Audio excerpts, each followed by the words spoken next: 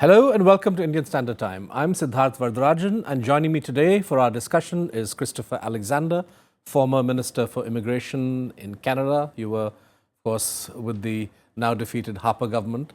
In your career, before you became a politician, you were a diplomat, served as Canada's ambassador to Afghanistan. So there's plenty to talk about. But let's start with your interesting career shift. In India, we have a few examples of bureaucrats or diplomats who became politicians.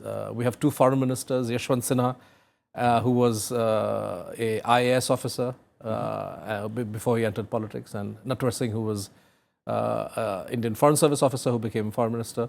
But I would still say that it's not a very common thing in India. How common or unusual was the shift that you made in Canada from being a diplomat to being somebody involved in hurly-burly of electoral politics? Right. Well, a lot of my colleagues thought I was crazy to make that move, but I'm delighted to have done it. I think every government, and certainly the parliament of our democracies, on a continuing basis, needs some expertise that's rooted in the reality of what the public service does, the union or federal public service. And above all, these days, we need international perspectives. It's a complex world. India, I was just at the Gateway of India Dialogue in Bombay, is playing on the broadest field it ever has. Same with Canada. And you don't get those perspectives around the cabinet table or in parliamentary committees or in parliamentary debate unless you have people with that background. And they can have it from business. They can have it from their own background. We have many immigrants, new Canadians in Parliament, but the Foreign Service and the military, I think, have a place to play. So we've had, one or two at any given time. There was one other Foreign Service officer in the Parliament of which I was a member, and we had one Prime Minister, Lester Pearson, in the 1960s, who was there for our centenary of our Confederation, the new flag, and when he was our Foreign Minister on his way to becoming Prime Minister, was a big player in setting up UN peacekeeping. He won the Nobel Peace Prize along the way. And there have been others. He was a Foreign Service officer. Correct. And now we always have a certain number of military officers. One of them of Sikh origin is our defense minister at the moment. Right. Were you gratified or surprised or taken aback by being given the immigration portfolio? Did you expect? Would you have preferred something? There is a foreign dimension to migration, obviously, but would you have preferred that your expertise was used in the foreign ministry?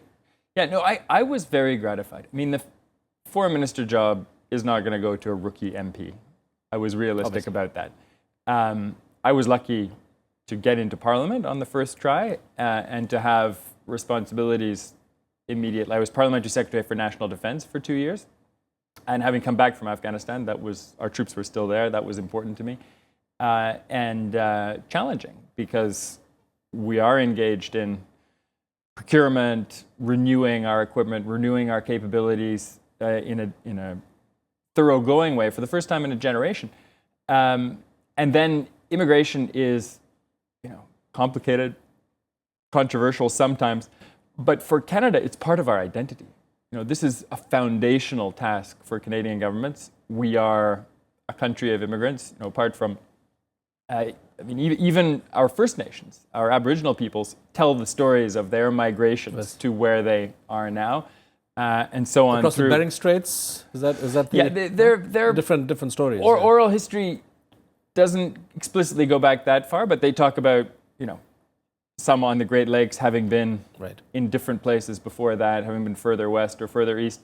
And similarly, through every wave of immigration, when we were a French colony, under British rule, and then massively since Canada achieved home rule and independence. And it's essential to our economic future. Moreover, in spite of the controversies, Syrian refugees, processing times, the pressures administratively we're always under, this has been a golden age for immigration to Canada because we've maintained public support for strong immigration. We maintain our Conservative government, the highest sustained levels of immigration in Canadian history.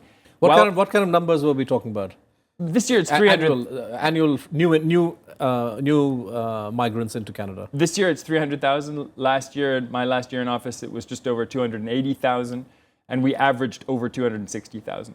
Moreover, we doubled the number of foreign students in Canada, India. And that's often a route to settling down and becoming a migrant. This is a pathway that we created. International students who graduate from a Canadian college or university are given a work permit, if they want it. And then if they work for 1 year, they can apply for permanent residence and immigration, and so many do. This year, applications from Indian students to come to Canada are up 70%. So this is transforming the relationship. And actually everything, all these forms of migration and travel are mutually reinforcing. When you have more tourists, then you end up with more students. When you have more students, more people are inclined to come and settle down. And similarly, the other way around. There are many, many more Canadians coming to India for all kinds of purposes, business and beyond, business research, etc. Right. Prime Minister Trudeau recently apologized on behalf of the Canadian government for the Komagata Maru incident, which is one of the sad episodes in the relationship between India and Canada. And of course, represents a different era in Canadian attitudes towards migration, immigration from countries like India or Africa or the Caribbean. But why was this apology so long in the making? I mean, what is it that prevented it from coming out during Harper's time, for example? Well, there had been a recognition and commemoration and indeed expression of regret and apology. It just hadn't been done in this way in the Parliament of Canada. And so I think it's... so as a formal process, that's something that Trudeau did, but you're saying attitudinally... Attitudinally, we had long since crossed that Rubicon and woken up to that grievous error.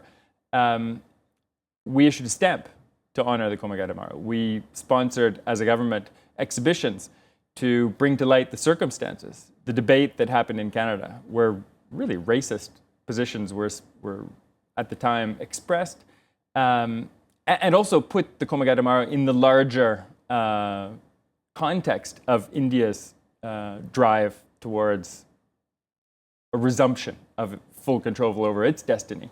It was a terrible mistake for us, but part of a much larger story. And I would say that our immigration has historically been more open, more liberal, more accommodating. We've had people fleeing abusive authoritarian regimes from the very beginning. The first English speakers to come to Canada in large numbers were refugees from the American Revolution, and so on. You know, people fleeing colonial regimes of various kinds, people fleeing communism in all of its forms. The Vietnam War resistors. Again, Americans coming, many of whom stayed, as you know. More recently, people fleeing the Sri Lankan conflict. Yes. And the human toll of that story is not,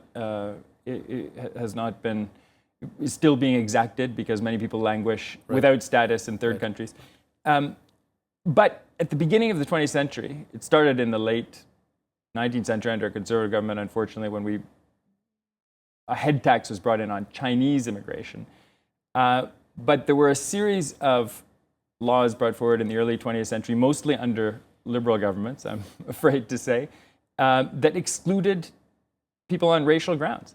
And it was South Asians, East Asians, blacks, Africans. That was explicit. I mean, these were dark eras for immigration in all of North America and most of Europe. We refused a boatload of Jewish settlers, refugees who were fleeing the Nazi Holocaust or the abuse that was about to take place. Persecution. I mean, the Holocaust that was about to begin. Persecution was already underway in Europe, and many of them went back to Europe to their deaths.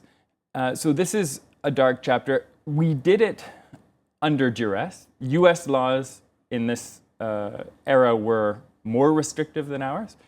Our British colonial masters at the time basically obliged Canada to follow suit to some extent. We didn't go all the way, but we went way too far. And we only eliminated this kind of selectivity in our immigration under a conservative government, I'm glad to say, in the very early 1960s. But we've never looked back since then. And today, Canada has the strongest commitment to multiculturalism, to pluralism.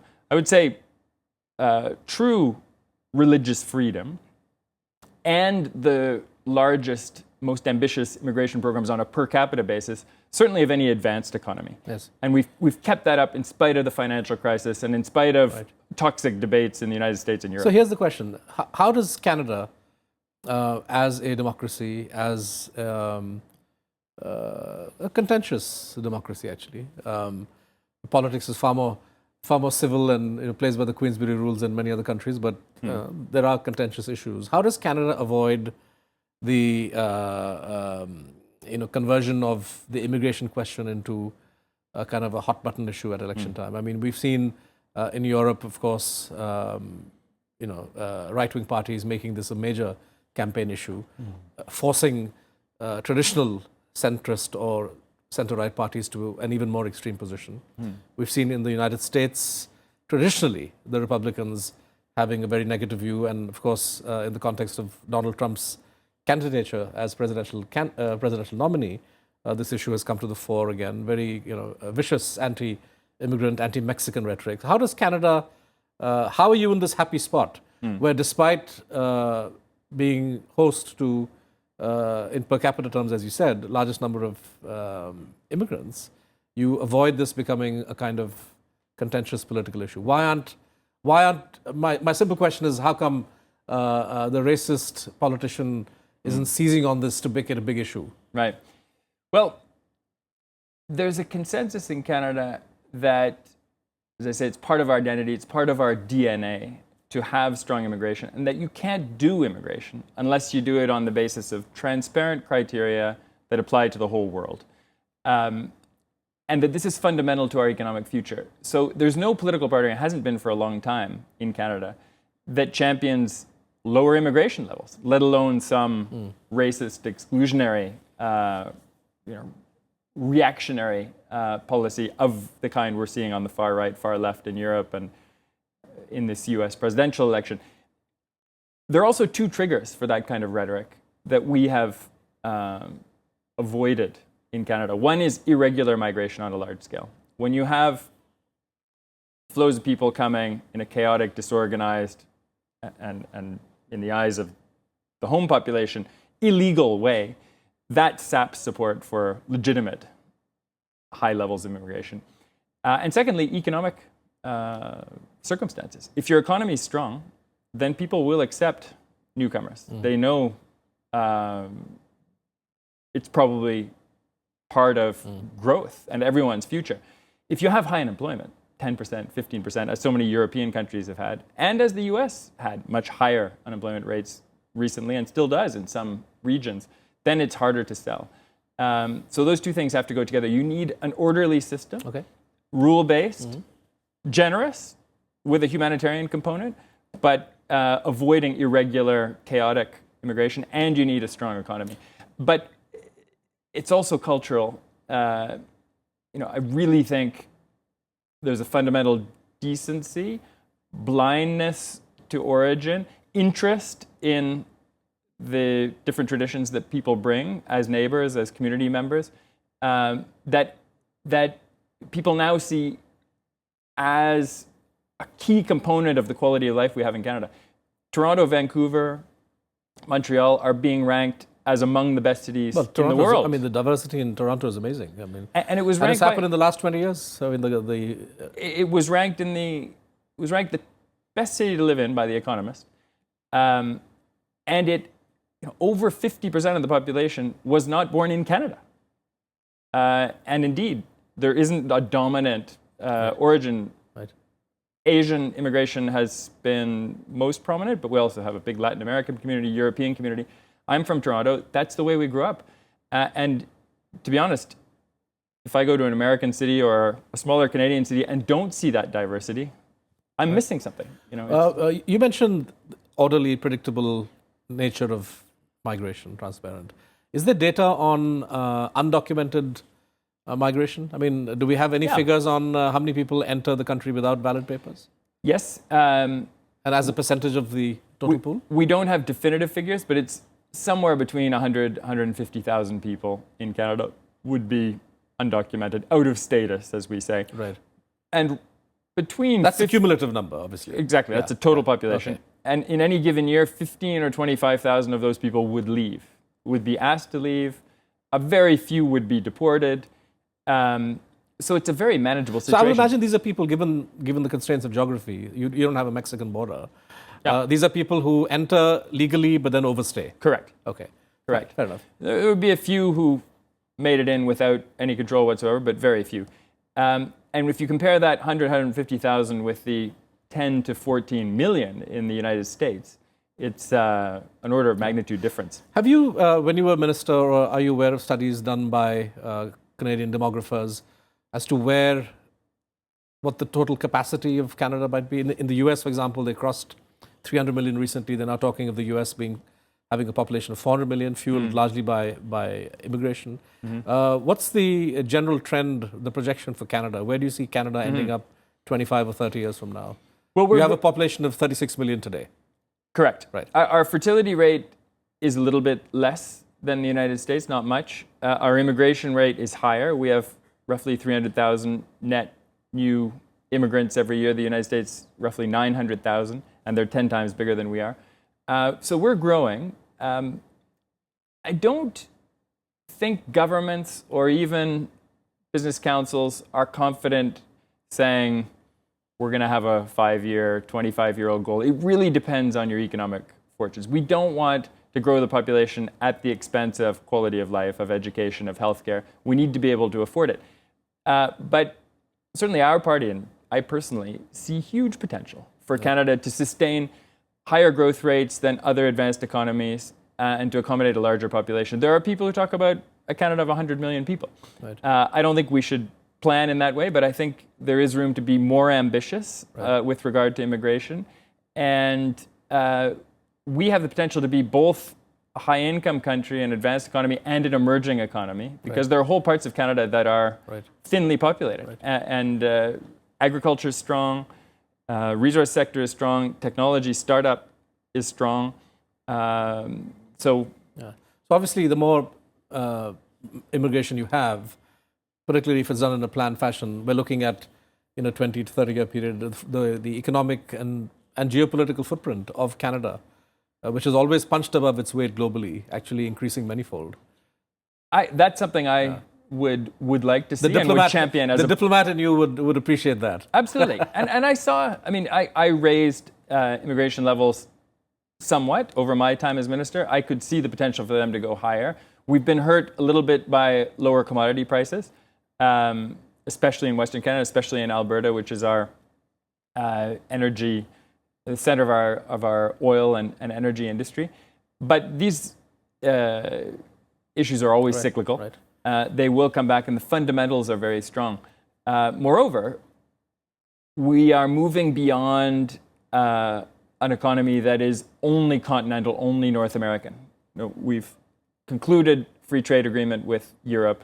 We're part of the Trans-Pacific Partnership. We really want free trade, comprehensive economic partnership agreement with India. And we're well down the road to achieving that. If we can do that, if we can have an economy that really looks to Asia and Europe as much as it looks to the United States, our principal trading partner, then I think the conditions will be set for a larger population. Right. And for Canada to, you're kind to say, punch above its weight, but actually to fulfill its international responsibilities. Our defense spending as a percentage of GDP has actually declined in recent decades.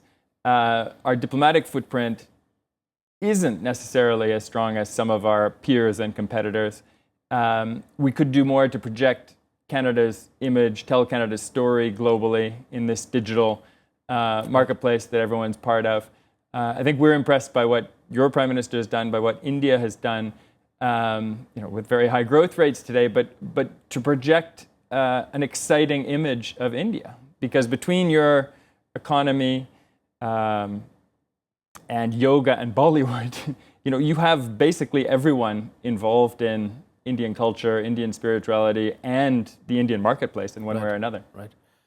As a Canadian, as a politician, as a diplomat or a former diplomat, how do you respond to some of the rhetoric that we're seeing in the U.S.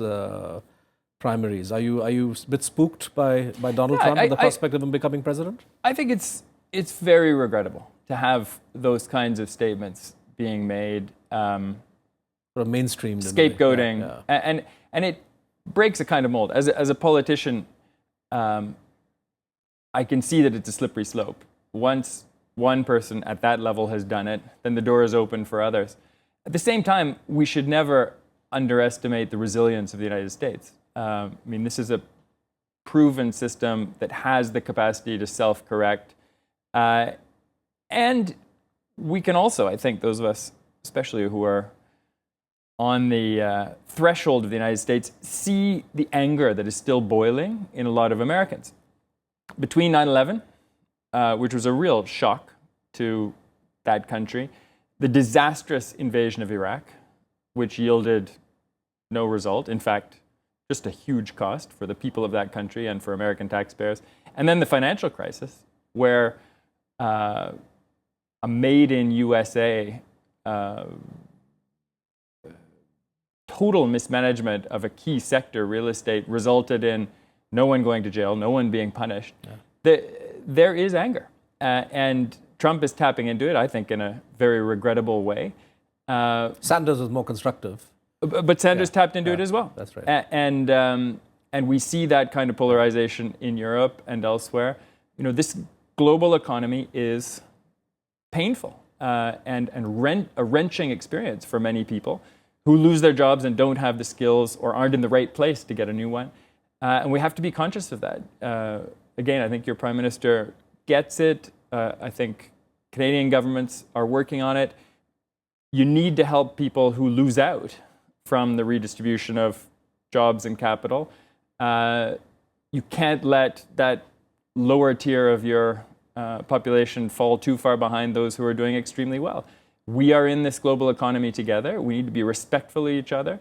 We need to share wealth, have the appropriate social programs to help those on lower rungs of the ladder to come up. And we need to be generous internationally. Even though we have international migration and immigration to Canada happening on a huge scale, we have the largest refugee and forced migration crisis in the world since the Second World War. My last question, is there any danger that the Islamophobia of Donald Trump might eventually find an echo in Canada, in Canadian politics? Yeah, I think if you look at our media, and last year, this time I was knocking on a lot of Canadians' doors, you will see some people who are jumping to the wrong conclusions. But at the same time,